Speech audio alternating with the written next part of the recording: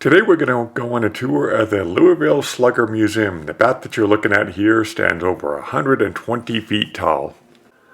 Once you get inside, you can elect to take the museum and factory tour. It costs us about $20 each for the senior discount. I believe it was $25 normally.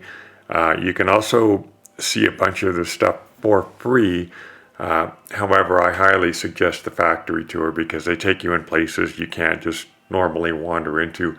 What we're looking at here is billets, and they will eventually be shaped into baseball bats.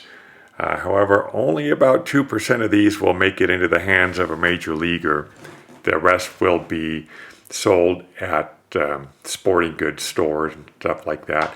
They make an average of about 100 bats a year per major leaguer, and generally they make about 2 million bats a year for sale in sporting goods stores. Now we're going to go ahead and check out some of the process that we were allowed to see for how the bats are milled down, which is pretty interesting. They go through several processes. The bats will be made either from birch, maple, or ash.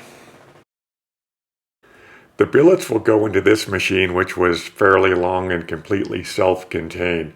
From here, they'll be turned into something that looks like baseball bats with a couple of knobs, one at either end of the bat. There were displays of billets everywhere. Coming up, you'll see some bats that are being made for some specific baseball players, Vlad Guerrero, Tyler Fitzgerald, guys like that. Full disclosure, I'm a huge baseball fan, so this was a big thrill for me.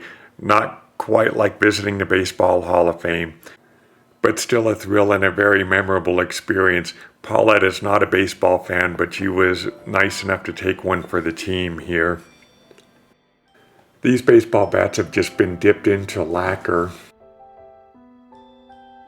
Here are some autographs. And then next up, you can actually get a customized bat made for yourself. Now, they also have the Louisville Slugger Hall of Fame, and that's what you're seeing here. Slices of wood with the batter's insignia on it. And then here you have players that are actually in the Baseball Hall of Fame.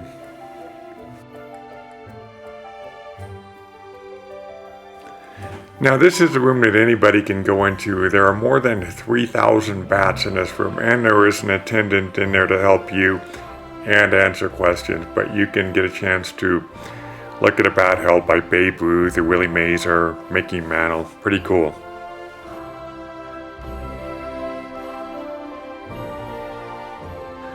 The guy explained the model numbers and how they are affiliated with one of the ball players.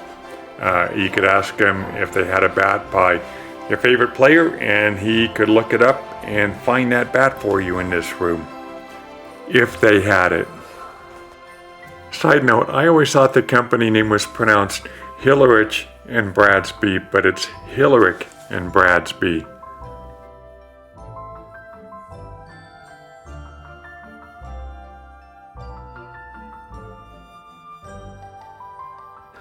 Next up, we're going to go into the souvenir store, and I thought the items were actually pretty reasonably priced here, and there is a huge selection.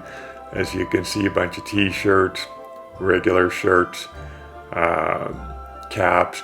Here you can also get a bat personalized with your name on it, and they come in various sizes. These are pretty small bats that we're looking at now, but you can get a full-size bat with your name on it.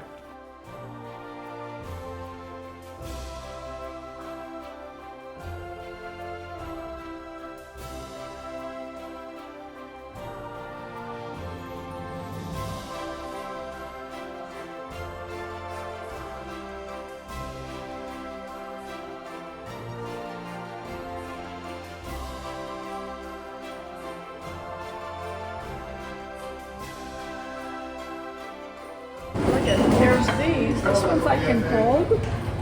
See that? And these are in silver. Are you picking out your Louisville Slugger bat? To beat you with when you piss me off. Yeah. That never happens, people. No, for the burglar if they come in. Thank you for watching our video. If you enjoyed it, we hope you'll consider subscribing, and we'll see you next week on our next travel adventure.